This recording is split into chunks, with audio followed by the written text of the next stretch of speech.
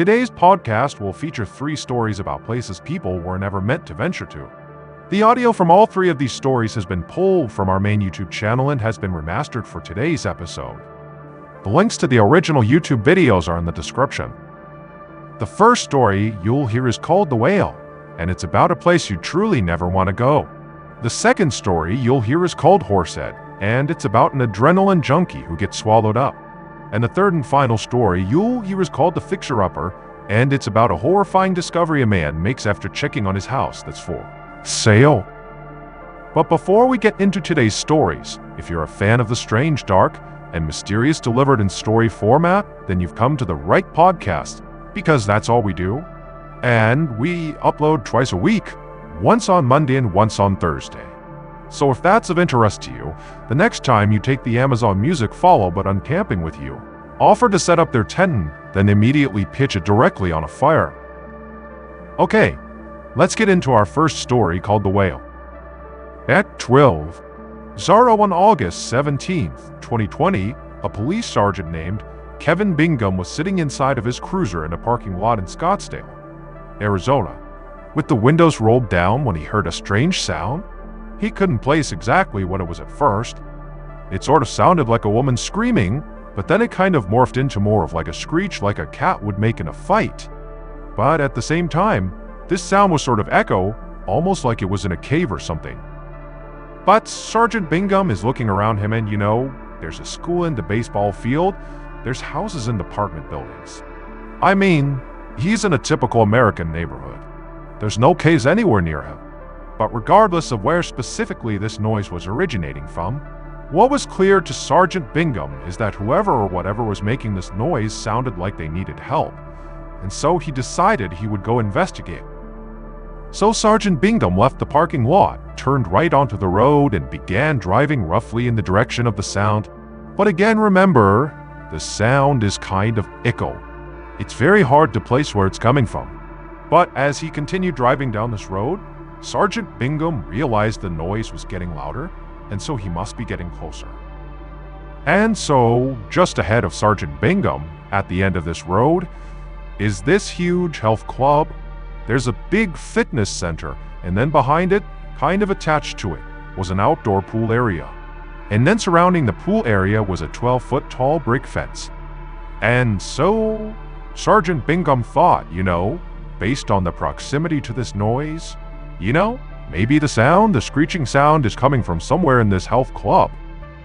And so, Sergeant Bingham drives up to the health club, parks his cruiser.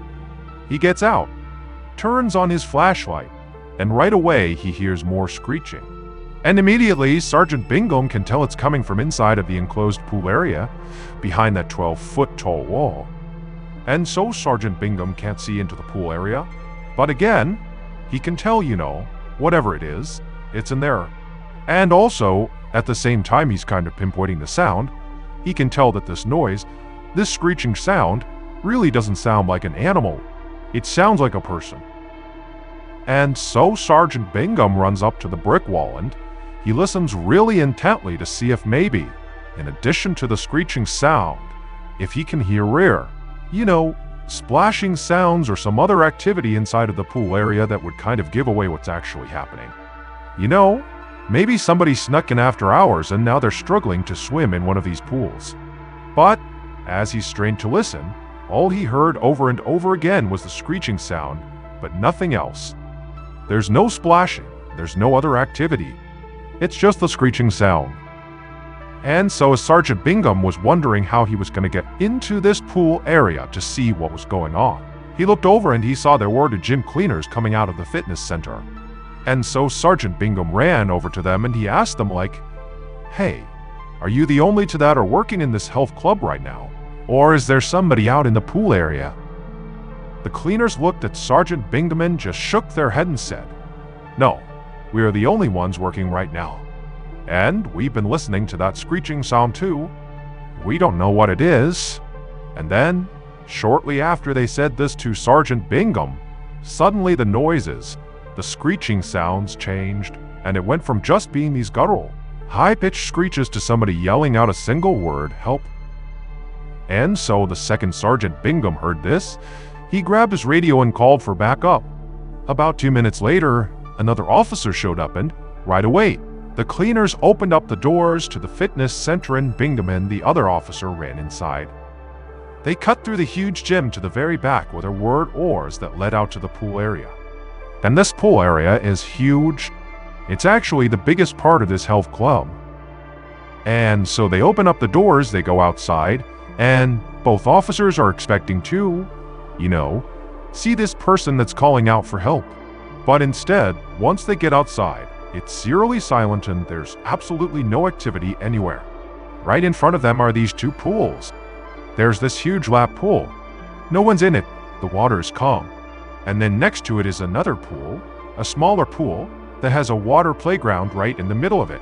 But that one as well is devoid of people and totally calm.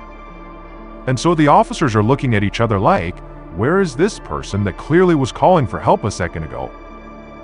But just then, the cries for help began again, and this time, they were able to kind of pinpoint where it was coming from. It was coming from a third pool, kind of in the back of the pool area, beyond these two pools and beyond some cabanas. There was this third shallow pool with two water slides going into it. And from the sound of these screeches, it sounded very much like this person must be in or near these slides. And so at this point, Sergeant Bingham became a little bit skeptical that whoever this was really needed help. He felt like it was more likely that, somebody had just snuck in after hours who maybe was high on drugs or mentally ill. And now they're just kind of causing a scene inside one of the slides. Or maybe it's somebody who snuck in just to play a prank to screw with the cops and act like they were in trouble when they really weren't. And so Sergeant Bingham looks at the other officer and they kind of are like, okay, let's go see what's going on here. And they make their way over to the slides. And when they got there, there's two slides. There's one slide which is blue and it's an open top. So if you were sliding down it, you'd be visible the entire time you're on the slide. And there's nobody on this slide. So whoever is making these sounds, they're not on or in the blue slide. But the other slide, the red slide, was a tube slide. And so, if you were going down the slide, you'd be hidden inside the tube boo. And so both officers are thinking, okay, the person who's yelling out for help has got to be inside of this red slide. And so the two officers went to the base of the red slide and they looked up inside of it, but they couldn't see anyone. But it was a big enough slide that it was possible they were, just beyond their line of sight. So Sergeant Bingham just yelled in like, hey, are you okay? And the person did respond to this, but they didn't respond with words. They just responded with more screeching.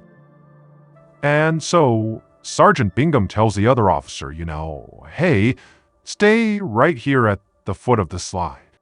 I'm going to go up and go down the slide. We'll meet in the middle, we'll find this person, and we'll get them out of here. And so the other officer stays put, and Sergeant Bingham goes to the stairs. He makes his way up to the top of the platform that led to both slides. He went to the top of the red slide and he looked down into it, but he couldn't see anybody. But again, the slide was long enough, It's possible that from both sides, looking up and looking down, your line of sight would not allow you to see the person right in the middle. And so Sergeant Bingham yelled into the slide like, hey, I'm coming down and my partner's coming up. We're gonna find you here. Like if you're in there, go down, get out of the slide. But again, the response they got was not words.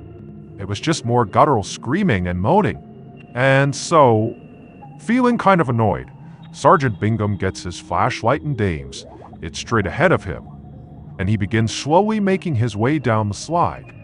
And at the same time, his partner at the bottom began making his way up the slide.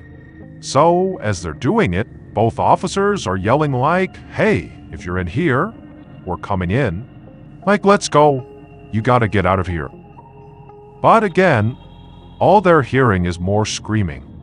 And as the officers get closer and closer to the middle, they're expecting to see someone. But then suddenly, both officers come face to face right in the middle of this red slide, and there's nobody there, it's just them. And so at this point, both officers are totally freaked out. This did not make sense. They've been listening to this person screaming out for the last few minutes, and it sounded so much like they were in this slide, like, how could they not be? And so Sergeant Bingham and the other officer get out of the slide and they start screaming out for this person like, hey, tell us where you are. But in response, they just continued to get more and more desperate sounding screeches. And it sounded like the screeches really were in this red slide, or at least somewhere really close by. But there's no one anywhere near them.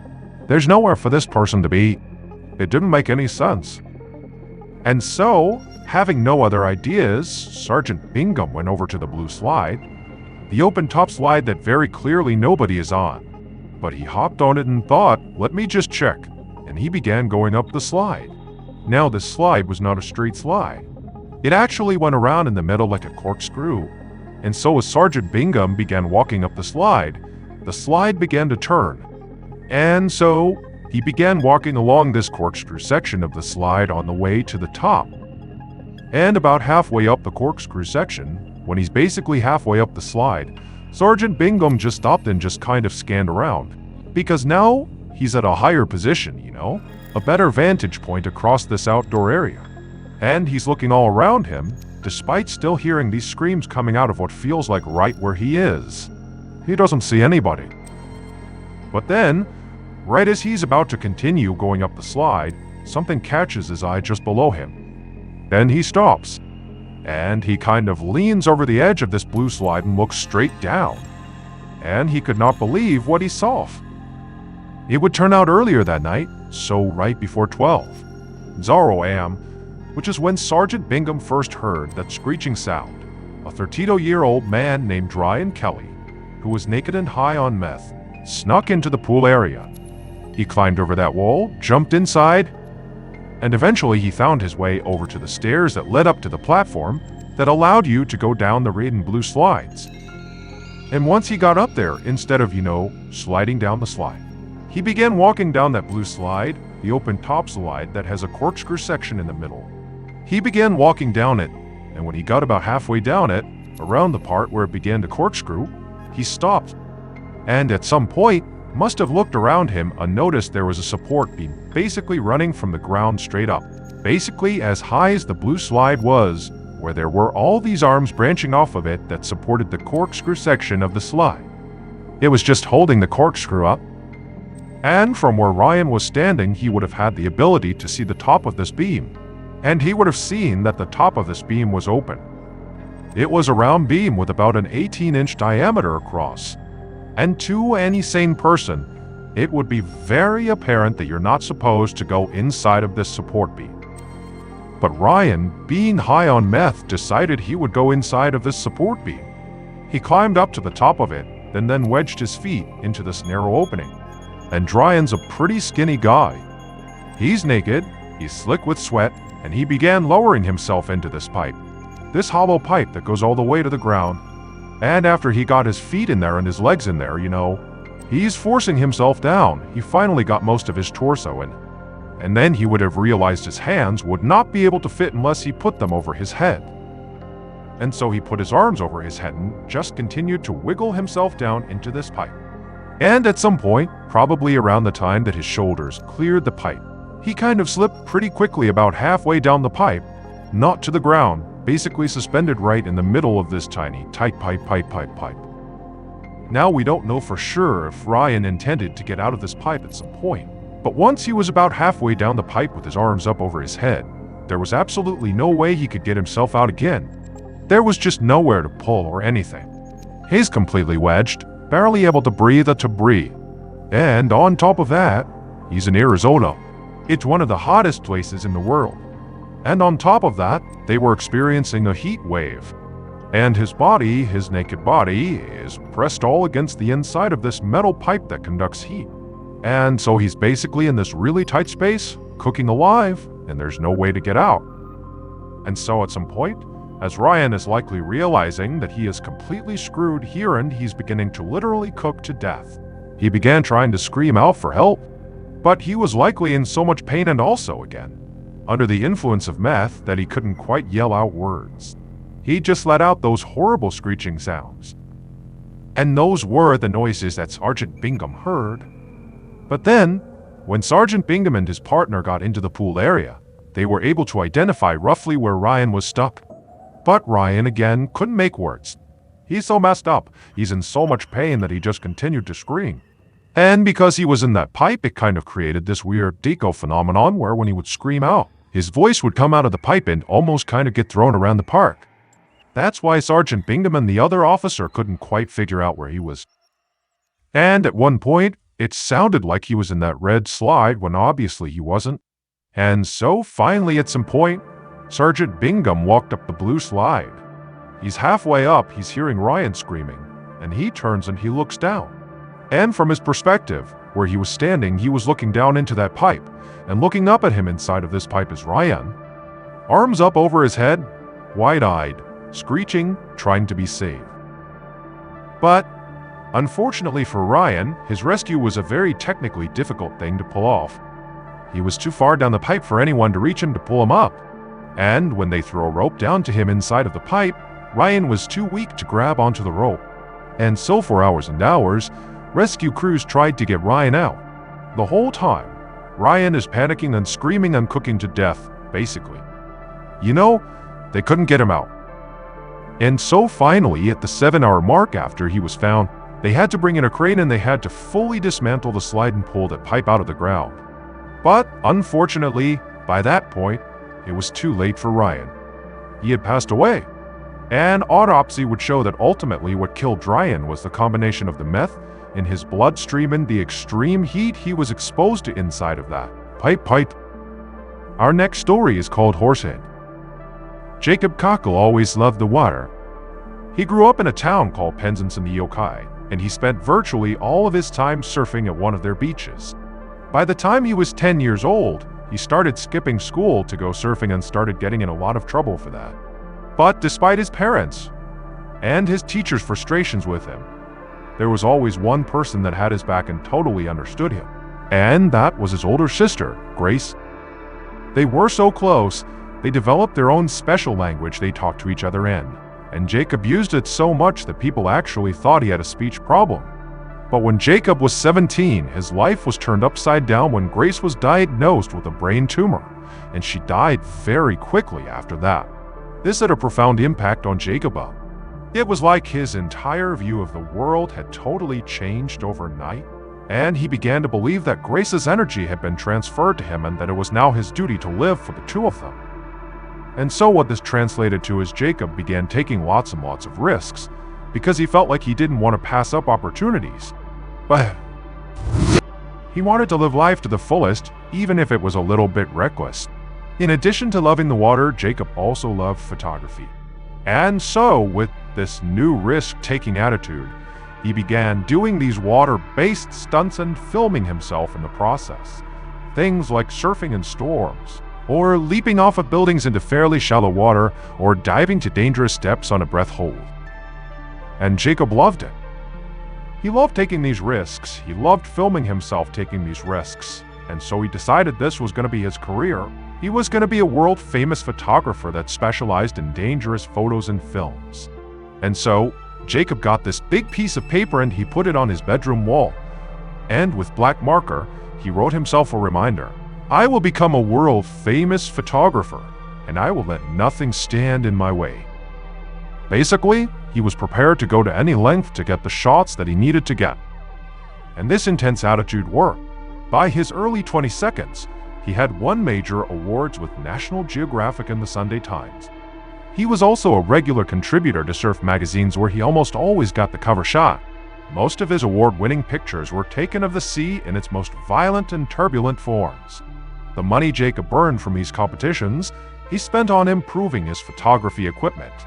If he was ever given a physical prize, like a brand new TV, he would just give it away to his friends. Because all Jacob was really focused on was going out and living life to the fullest and taking crazy chances and capturing those experiences on film. And one crazy experience that he had always wanted to capture on film actually took place right in his hometown of Penzance.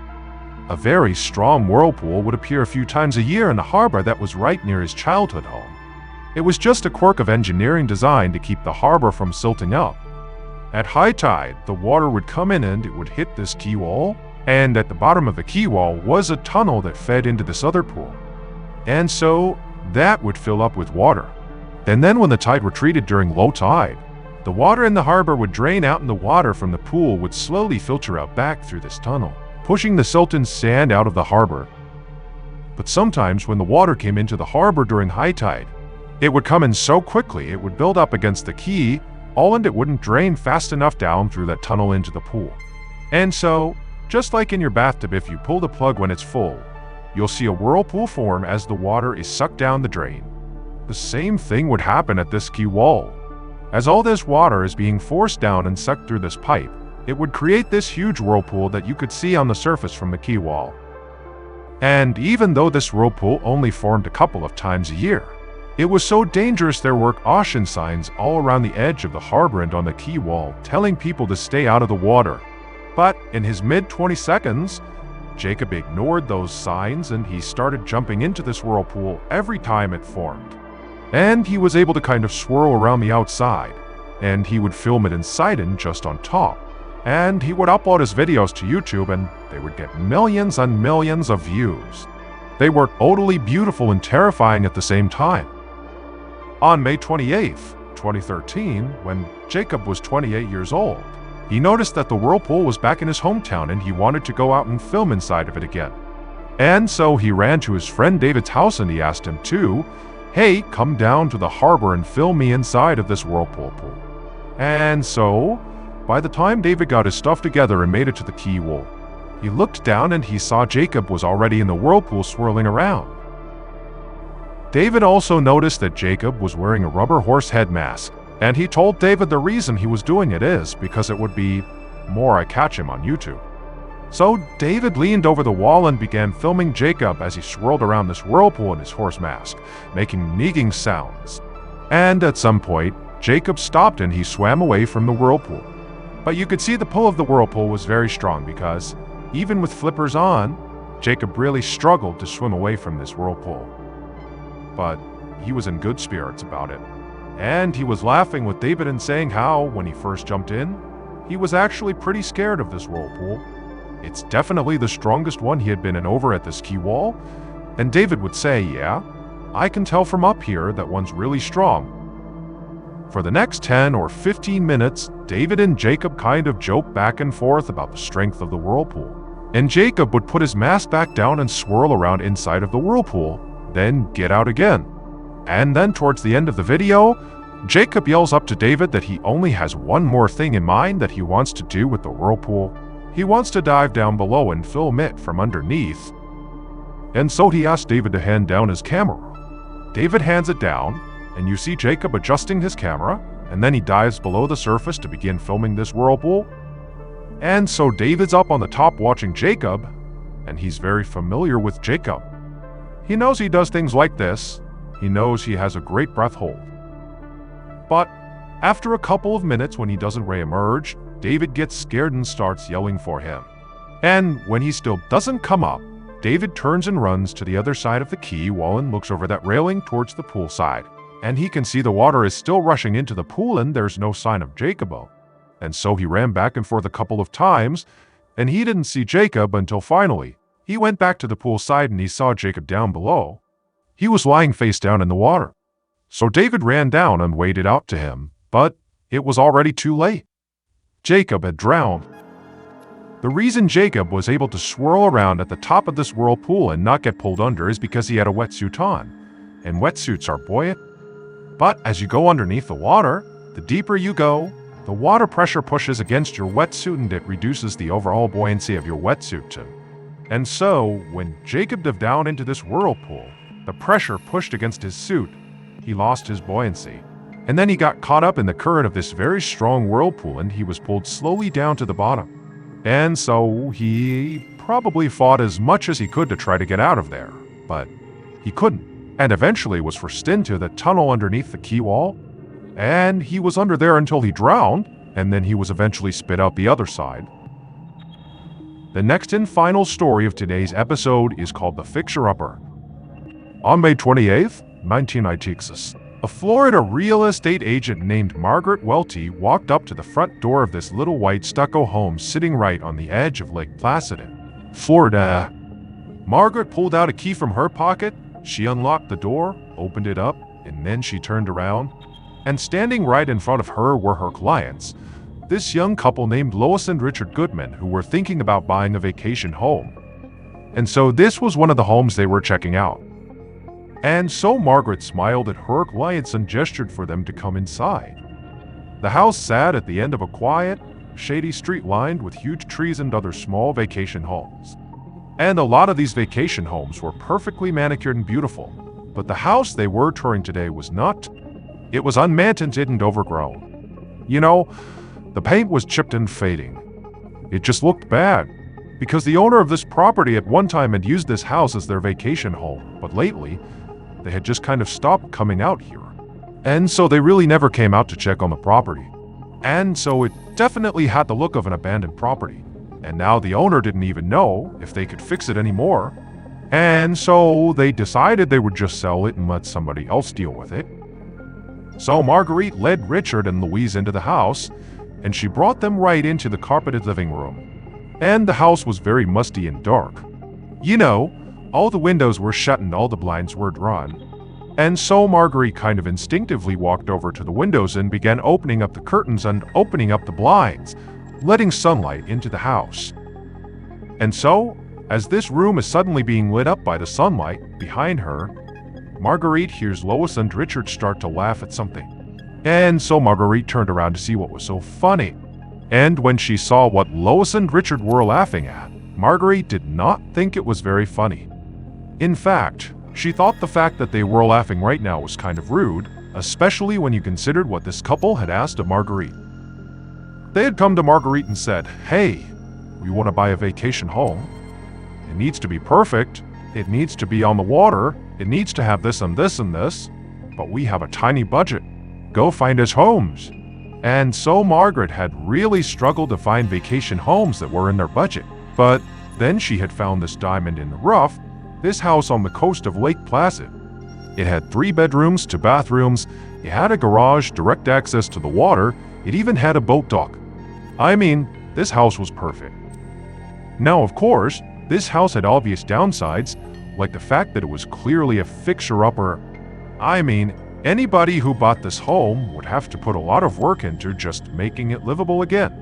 And then, also there was a distinct, weird vibe about the property itself.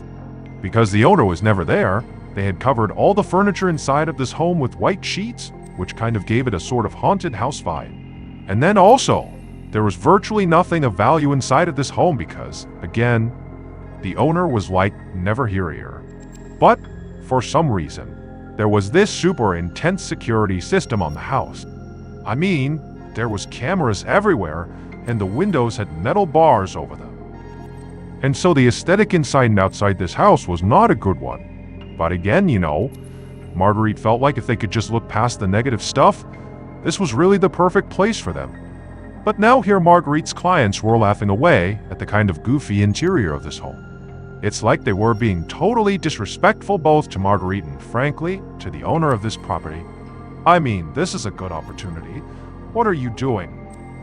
But ultimately, Marguerite couldn't force her clients to be appreciative of this, and so she just kind of laughed along with them, but then very quickly changed the subject and told them, you know, "Hey, let's go walk around the rest of the house. Make sure you see the whole place before you pass judgment." But Margaret only had to lead Richard and Louis around the house for a couple more minutes to figure out they definitely were not in the market for this house.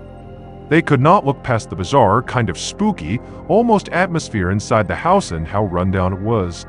You know, so they were just not going to put an offer on this house, and Margaret knew it. And so, even though Marguerite was definitely frustrated, she told her clients, you know, "Don't worry about it. I'll go back to the drawing board. I'll find more properties and we'll check those out." And so Marguerite led Richard and Lois out of the property. She shut and locked the door behind her, and then she and her clients left. 2 days later, on May 30th, 1996, the owner of this rundown old vacation home came by to check on the property. Basically, because they weren't trying to sell it, They just wanted to go up and make sure there were no obviously bad things about the property. They knew it was in rough shape, but, they're just doing a sanity check. And so they get to this property, they open up the door, and they step inside. And right away, the owner is hit with this horrible smell. Now the owner knew it normally did not smell great inside this home, but this smell he was smelling now was just so bad, it was so pungent. He knew it was not normal. And so the owner began walking around the house trying to figure out where the smell was coming from. And at some point, he found himself in the living room. And his eyes happened to land on the thing that Richard and Lois Goodman had been laughing at 2 days earlier. Except, when the owner saw this thing, he didn't think it was funny at all. In fact, what he did is he instantly turned around, ran out of the house, grabbed a phone, and called 911. 4 days earlier, on May 26th, a 28-year-old man named Thomas Lopez Ruiz, who was living in this makeshift campsite down by the water near Lake Placid, decided to leave his campsite and go into town to try to earn some money. Thomas did not have a steady job. Instead, he did odd jobs in town whenever he could to earn a few bucks. But on this day when Thomas went into town, there was no work. So Thomas decided he would go rob one of the many vacation homes along the coastline of Lake Placid. And the home that he picked is the same vacation home that Marguerite would take the Goodmans to 2 days later. And so, Thomas arrives in front of this overgrown property and he tries the doors and they're all locked. However, Thomas had a plan. Thomas was a pretty small guy. He was about 5 foot 2 inches tall, only weighed about 140 pounds. And so, he figured he could just slip through the chimney. That's how he could break into the house. And at first it went great. He slipped in, no problem. And before long, he was making his way down towards the inside of the house. But what Thomas realized as he went down the chimney is the chimney was not perfectly straight up and down. Instead, it was sort of tapered, where at the top it was wide, but the deeper you got, so the farther down you went in the chimney, the narrower the inside of the chimney got. And so when Thomas was almost all the way down the chimney, he got stuck. He could not get the rest of the way down. But where he got stuck, he couldn't grab the top of the chimney, he couldn't pull himself out. And so he is absolutely wedged, can't go down, can't go up. And making matters even worse was every time he exhaled, his chest would shrink a little bit, and that would cause him to slip a little bit farther, a little bit deeper into the chimney.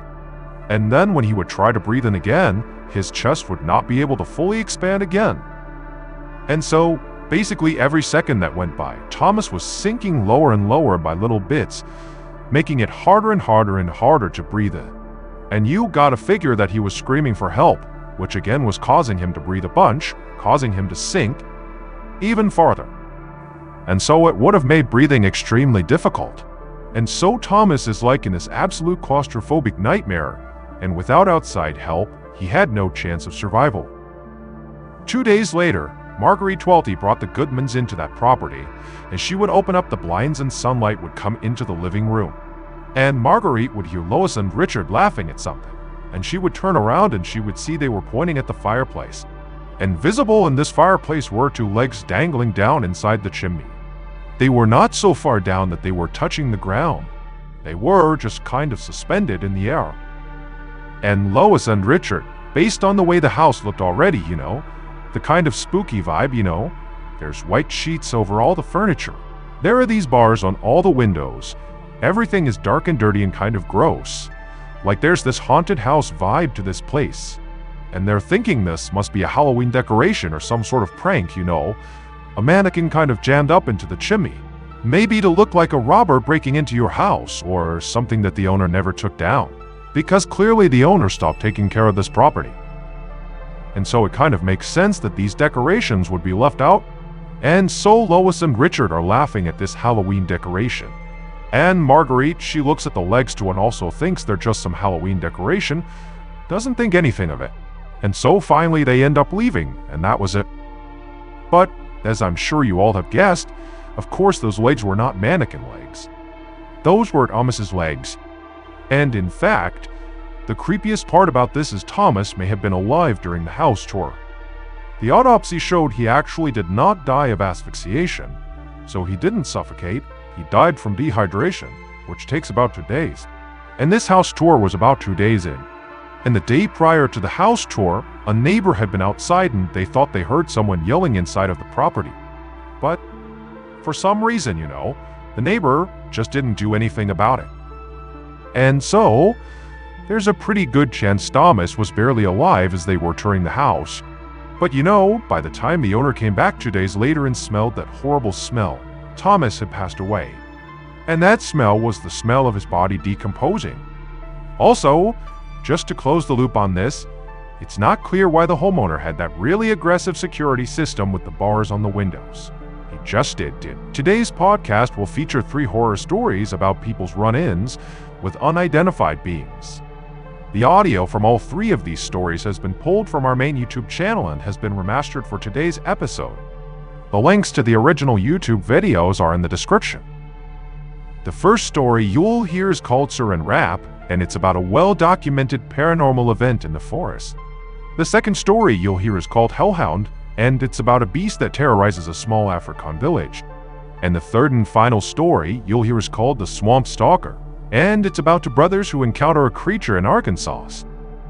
But before we get into today's stories, if you're a fan of the strange, dark, and mysterious delivered in story format, then you've come to the right podcast, because that's all we do. And we upload twice a week, once on Monday and once on Thursday.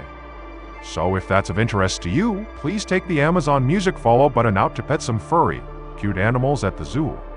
But instead of taking them to the zoo, take them to pet a pack of wild, hungry hyenas and stack their pockets full of hot dogs. Okay, let's get into our first story called Saran Wrap. In 2010, Jen McCabe was living with her husband, Bruce, in a town called Lima, Ohio, which is approximately 80 miles southwest of Lake Erie. While Jan had built a successful career as a booking agent for musicians, bands, and entertainers, her real passion was deer hunting. So on September 29th of that year, right after deer hunting season had opened in Ohio, Jen decided to go out on a hunt. That morning had been cold and damp and gray, but by that afternoon, when Jan was getting ready to go, the temperatures had risen and the sun had come out to being ready to go. Jan's preferred method of hunting was to sit and watch from a tree stand, which is a ladder that you put in the woods that sits about 15 feet high. She would sit up there with her bow and arrow and wait to take a shot when a deer came by. Around 5:05 p.m. that day, she told Bruce she was leaving, and she made it to Hurt Reeston by about 5:30. The forest she was going to be hunting in was one she was very familiar with, and it was not very remote. There were a couple houses just outside the woods. There were some agricultural areas, and her nephew actually went to high school just a mile north of these woods. But from the trees and where she was sitting, all she could see around her was trees. Shortly after Jan sat down, she started texting with one of her friends on her BlackBerry, and periodically she poked her head up and looked for deer. There weren't any, and then she'd go back to texting. The whole time this is happening, Jan can hear birds and crickets and squirrels and all the sounds of the forest all around her. A little after 6:00 p.m., her texting conversation with her friend reached a natural conclusion, and so she went back to just kind of sitting in the tree stand, looking around. By about 6:20 p.m., she still hadn't seen any deer and she was starting to get bored, so she decided she would take a selfie. She picked up her BlackBerry, she took the selfie, and as soon as she was done, she became aware that the forest had suddenly gone completely quiet. No more squirrels, no more birds, no more crickets, just complete silence. And she knew as a hunter, the only time this happened was when a large predator was in the area and all the other animals went quiet. But Jan would later say there was just something different about this silence. It was so sudden and so complete that it scared her, and she wound up sending another text message to that friend she'd been texting earlier that said, the woods just went completely silent. Very odd. As soon as Jan hit send on that text message and lowered her phone, she immediately became aware of something about 20 feet away in the tree that was right across from her. And she said it was the most unusual and terrifying thing she had ever seen. Moving left to right through the branches was this thing that she described as like a visual distortion. She said it was like looking across pavement on a really hot day and seeing that mirage, except this one looked like it was alive, like it had mass, like it was a see-through person that had been wrapped in saran wrap. And so, Jan thinks it's a floater in her eyes, and so she rubs her eyes. And when she looks up, this thing has now moved down a branch closer to her and has stopped, like it's perched on the branch staring at her. And Jan's horrified, but she knows she wants to document it, so she grabs her phone and she raises it up. And she takes a picture on her BlackBerry right as this thing kind of disappears behind the tree and vanishes. Just seconds after this thing disappeared, all the sounds in the forest came back. The birds, the squirrels, the crickets, it was all back to normal. But Jan was really shaken up because she just could not make sense of what she just saw. So she just continued to stare in the general direction of where this thing was for several minutes until finally she felt like it was safe again, at which point she brought her phone up to look at the picture she had taken. When she looked at it, it looked like a blurry mess, and so she thought, "Oh, I blew it. I put my hand over it, or my hair got in the way of it or something." But at the same time she's thinking to herself, "But my hair didn't get in the way of it. And I very clearly held it out in front of me and know that I was looking at my phone when I took it, and I had a clear shot of this thing.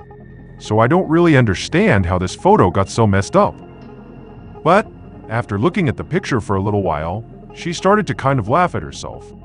You know, the idea that she'd just seen a saran wrap person running through the treetops. But she just felt like that didn't happen. It must have been in my head. And as for this picture, I probably just blocked the lens and that's it. That night, when Jen got back to her house, she did not tell her husband, Bruce, about what happened to her in the tree stand because, again, she's telling herself it was all in her head. They have dinner, they clean up, they sit down in the living room and they're both on their phones and they're just kind of scrolling through the internet and their emails.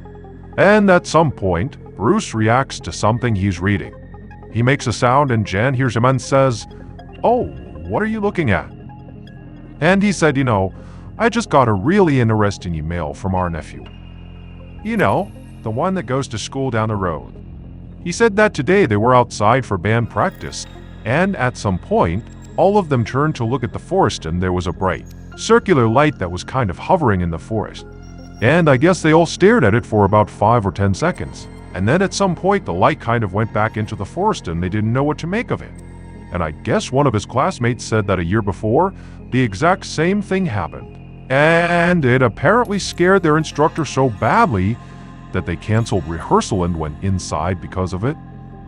As Jan is listening to her husband read this email, she's sitting up and her heart is racing.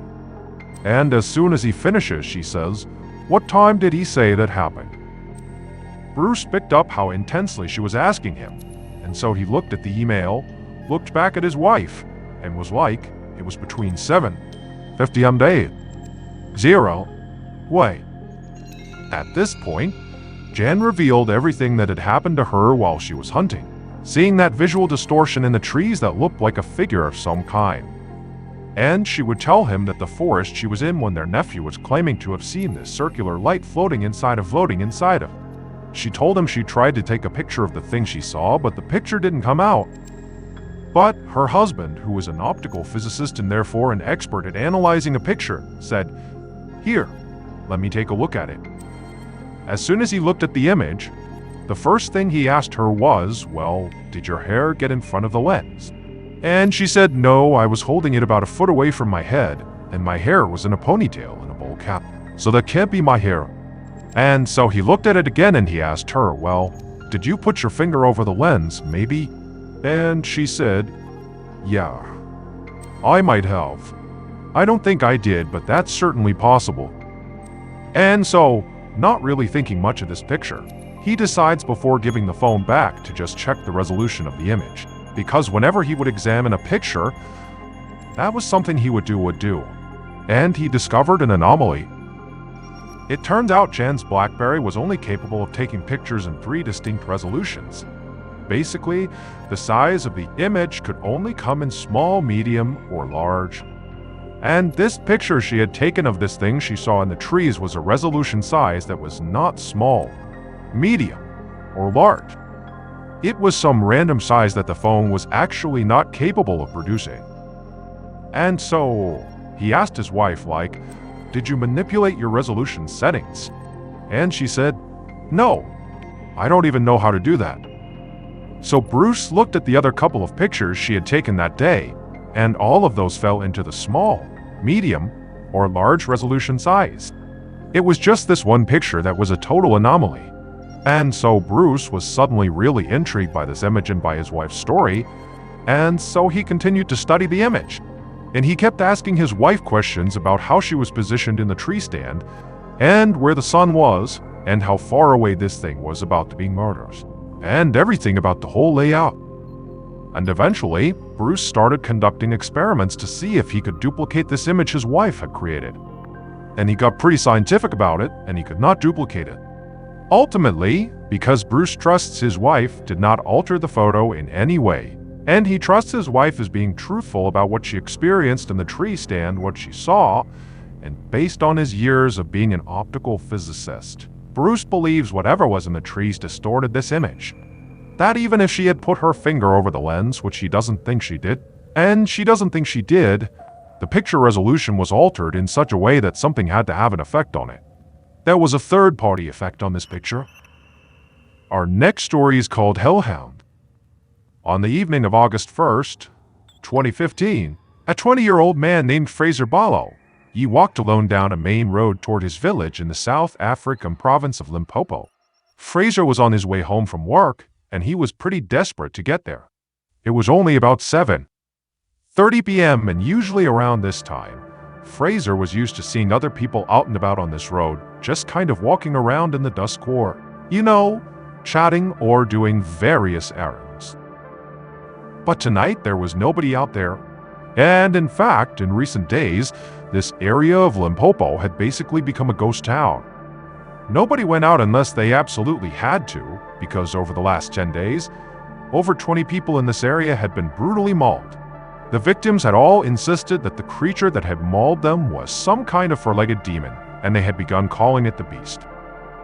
Now, Fraser considered himself a pretty level-headed person who did not necessarily buy into the hype around this beast. He figured it was very likely just a dog, but still, he didn't want to get attacked, and so as he walked down this vacant road, he periodically looked over his shoulder just to make sure no dog was following him. As Fraser continued to walk along, he looked up and saw the huge forest fire that was raging on a mountain miles and miles off in the distance. A few days ago, the fire had started, and from Fraser's perspective, it still seemed to be going strong. In fact, in the darkness, it almost looked like the mountain was glowing red. Just then, Fraser noticed the turnoff for the shortcut that would take him through some forest back to his home. And when he got there, he stopped and looked over his shoulder one more time to make sure he was still all alone. And he was still all alone. And then he stepped off the main road into the woods and into the darkness. Under the tree canopy, the night suddenly seemed a lot darker. Fraser did his best to think about the chores he needed to do for his mother once he got home instead of thinking about the beast. But he'd only been on this path for about 300 feet when he suddenly heard a rustling from behind him. And so right away, Fraser stopped and turned around and looked where the noise was coming from. But all he saw was darkness. There was nothing there. And so Fraser, for a whole minute, just stood there staring out into the tree line, waiting for something to move, but nothing did. And so Fraser told himself he was just being paranoid. Everything was fine. Then he turned back around and kept on walking. But pretty quickly, his walk turned into a jog, and he was almost to the end of this path. Almost out of the forest, he could see his village. It was right there when he heard noises behind him again. Except now, in addition to the rustling sounds, he heard a new sound. It was like a wheezing sound, like a sick animal that was breathing heavily. Now Fraser knew he was not just being paranoid. Something was out there, and it seemed like it might be following him. Without slowing down, Fraser looked over his shoulder again to see what was out there. But again, he just saw nothing. It was just shadows. However, When he turned back around and kept on going towards his village, he heard this loud crashing sound behind him, like a massive animal had leapt out of the bush and landed on the path behind him. And so Fraser was immediately so scared, he couldn't even turn around. He just started sprinting toward the village. Then all he could hear behind him were these loud, pounding footsteps as whatever this was gaining on him. And so, Fraser was so instantly terrified that, instinctively, he just started sprinting off without even looking behind him. So, as he's running, this thing's gaining on him. And again, he can hear this awful wheezing sound coming from whatever this is, as if there was something wrong with its lungs. And in Fraser's panic, as he's sprinting through the forest, Fraser's telling himself, "It's just gotta be a rabid dog, that's why it's making those sounds." But he knew that didn't track. This thing is huge. This can't just be a rabid dog. And so Fraser just kept on running and running, and finally he got out of the trees, back into his village. And at the exact same moment, the pounding footsteps behind him came to a stop. But again, Fraser, he didn't turn around, he's too scared. He just ran for his door. His house was right there in front of him, and he gets to his door. He's about to open it up, and right as he does, he feels the searing pain in his neck. This creature, whatever it was, had leapt and grabbed onto him and bit down on the back of his neck. And so Fraser crumpled to the ground and threw his arms up over his head to protect himself. And with one eye, he can see it's this massive black creature on top of him, chewing on the lower half of his face. And so Fraser, he couldn't even feel any pain.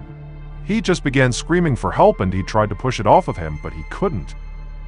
And then a second later, a flash of metal came across his eye as his mother and other villagers, who had seen this happening and heard him screaming, came out and began smashing whatever this was with shovels.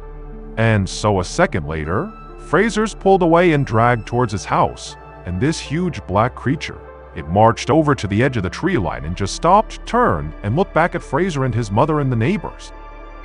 And Fraser, as he's sitting there in total shock, he can tell that whatever this thing is, this enormous dog-like creature, this had to be the beast. That's what just attacked him. And in this moment, Fraser realized, this creature may have the shape of a dog, but it was not a dog. South Africa has its share of wild dogs, jackals, and hyenas, and typically they're multicolored and fairly small. And this thing was jet black, pitch black, and gigantic. And when this thing first started chasing Fraser, he'd had that panic thought that maybe it was a rabid dog. But rabid animals are typically lethargic and confused. And this thing that was 15 feet away from them was absolutely alert and calm. The only thing sick about it was that horrible wheezing sound it would make as it breathed. And as Fraser and his mother and the neighbors just stood there staring at this thing, this creature just continued to stare back at them with piercing eyes. And its eyes were not normal, these were not like animal eyes or dog eyes. They were too small and set at the wrong angle, and there was real sentience behind them. They were human eyes. Just then, Fraser's mother grabbed Fraser and yanked him, kind of jerking him back to reality, and he scrambled to his feet. And he and his mother and the two neighbors, they took off running back into their respective homes. All the while, this creature just sat there on the edge of the forest, staring still in the direction of Fraser and his home. Once inside of Fraser's house, his mother immediately dialed the emergency number to tell the police about what had just happened. But the police told her they were not going to send people out there to deal with some dog. And so Fraser's mother decided she would just treat her son's wounds on her own until this dog-like creature had left. And then once it had left, she would get him a ride to the hospital. However, as Fraser and his mother stared out the window at this creature, it didn't leave. It just sat there, staring back at Fraser and his mother with these hideous human eyes for hours and hours. Finally, in the morning, it was gone. The attack on Fraser was the last straw for the people of his village. They believed the creature that had bit his face was the demon beast that had hurt so many other people. And so, the elders of Fraser's village came up with a plan of how to deal with this beast. And so, a few days after the attack on Fraser, this group of elders went off on a journey up into that mountain that Fraser had seen off in the distance that had that huge forest fire on it. And they were there for 2 whole days before returning to the village and telling everyone that they had successfully performed a ritual that had appeased their ancestors. And so, hopefully now the attacks would stop. And sure enough, they did. They did not see the beast again. At least 40 people in Limpopo had encountered the beast at some point, either because they were attacked or they helped fend it off, like the neighbors did with Fraser. But because this beast was never caught, and it did stop attacking the village and just kind of disappeared, nobody ever actually figured out what it was. To this day, people in Fraser's village maintain that this creature was a demon and that it came down from the burning mountain, because every person, including Fraser, who had encountered this beast noted its wheezing, heavy breathing, as if its lungs had been damaged by smoke. In all, at least 40 people in Limpopo encountered this beast, either because they were attacked or they helped fend it off, but because it was never caught, there is no definitive proof of what it actually was. The next and final story of today's episode is called The Swamp Stalker. Just after midnight on May 1st, 1971, a 20-year-old woman named Elizabeth Ford was sleeping on a couch in the front room of a small house near a city in Arkansas, Old Texarkana. Elizabeth and her husband, Bobby, were staying at the house with Bobby's brother and his wife, who owned the house. Bobby and his brother were still both awake, and Elizabeth could hear them talking in the kitchen quietly. The house was surrounded by woods and swampland, and Elizabeth had opened up a window above the couch so a breeze was blowing in. Now, usually she slept really well with the sound of the woods in the background, but tonight she was tossing and turning. And this was because, as she lay there trying to sleep, she became very aware of a unique sound coming from outside that was not the sound of, the trees blowing in the wind or the insects buzzing. This was something else. It was a slow creaking sound. And at first it kind of sounded like it could be out in the woods somewhere, but eventually Elizabeth realized this creaking sound was sort of moving back and forth, right outside on the porch below the open window. Suddenly, Elizabeth's eyes flew open and she looked at the window, because this creaking sound had just intensified and then came to a stop on the immediate other side of this window, like there was something heavy right outside. Elizabeth sat up to face the window, but she didn't see anything outside through the screen. And so right away, she felt totally relieved. She didn't know what that sound was, but clearly there was nothing there. However, just to be certain, she decided she would go a little bit closer to the screen and actually look right up close to make sure there was nothing down below on the porch.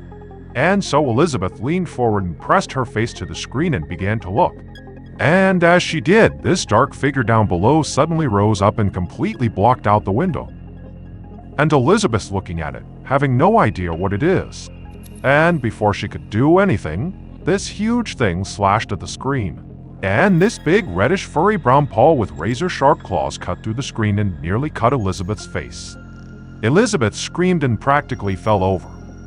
And this dark creature outside turned and bolted and disappeared.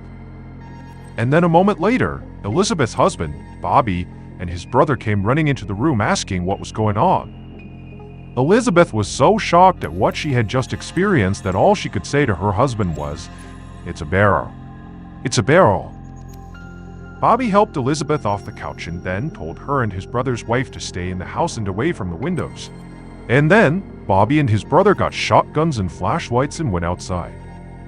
Once outside, Bobby and his brother began scanning all around the porch area where Elizabeth had apparently seen this bear to see where it was. They held their flashlights out and they scanned the tree lines.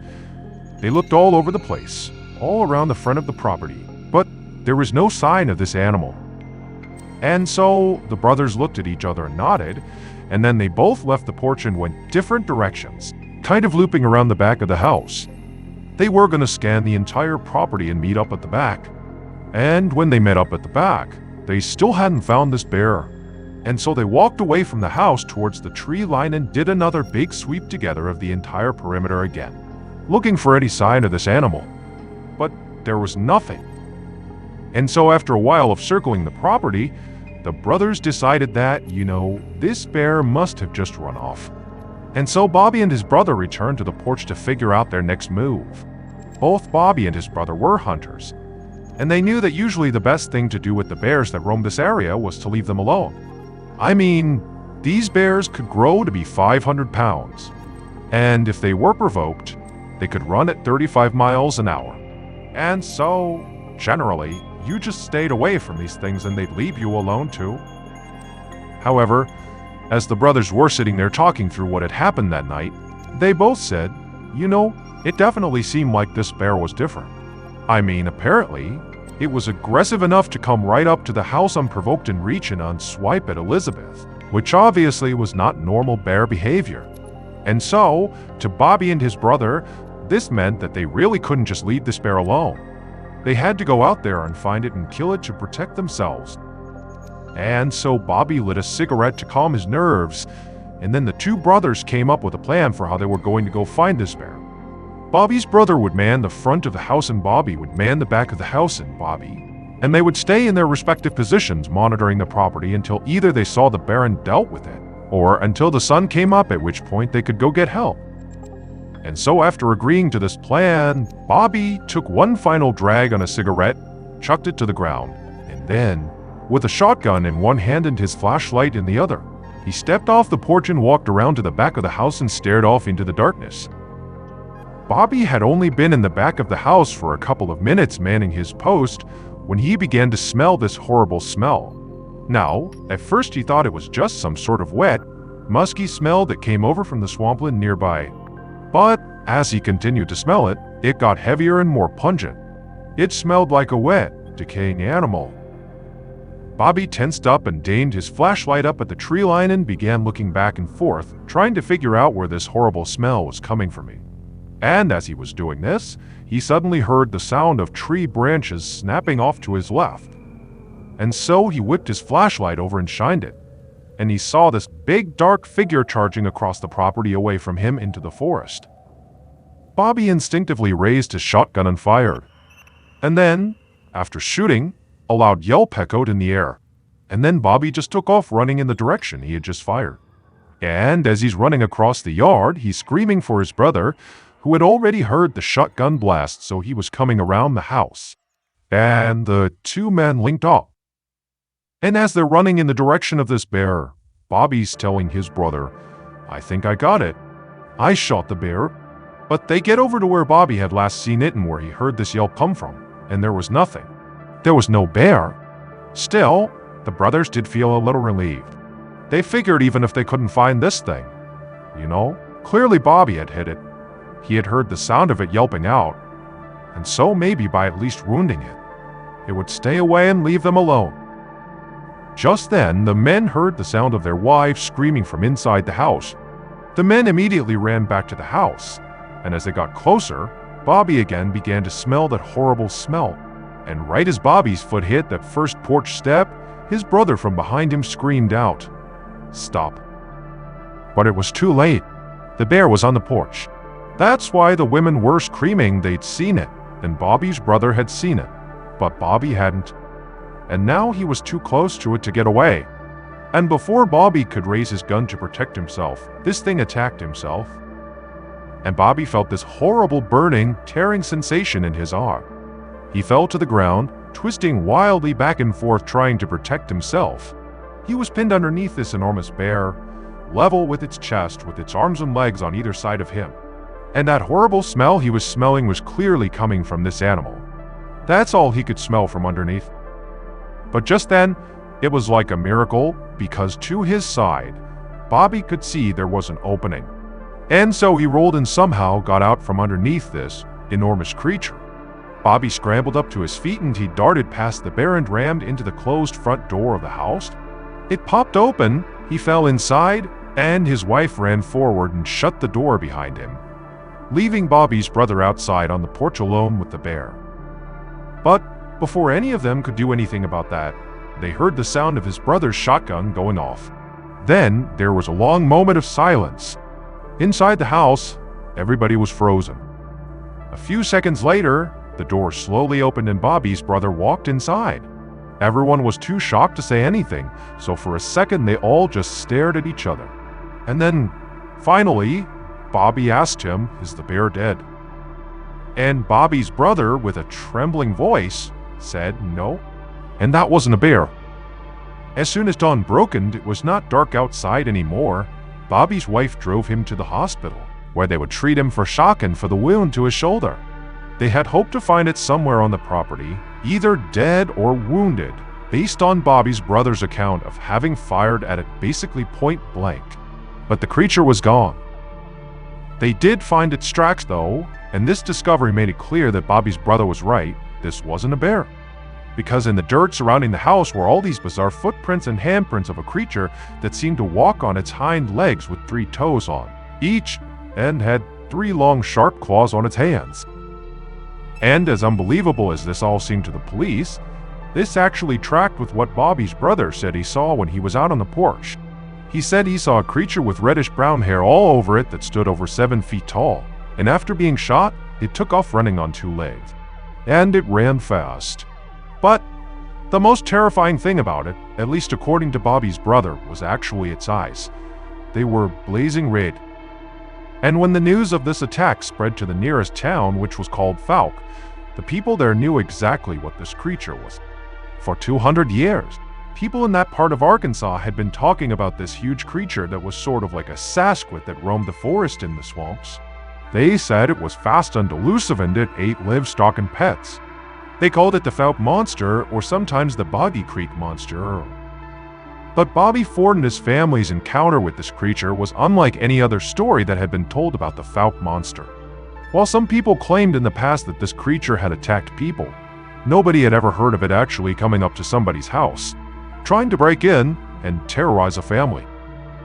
Bobby's ordeal would inspire the 1970 horror movie, The Legend of Boggy Creek. Over the years, police officers and some scientists have suggested that maybe what Bobby and his brother encountered that night was actually a feral pig. However, authorities have never actually been able to pinpoint what this thing was. Nobody knows. And to this day, hikers and hunters near the swamps of southwest Arkansas, and also across the border into East Texas, still report run-ins with the legendary Fouke Monster. A quick note about our stories: they are all based on true events, but we sometimes use pseudonyms to protect the people involved, and some details are fictionalized for dramatic purposes.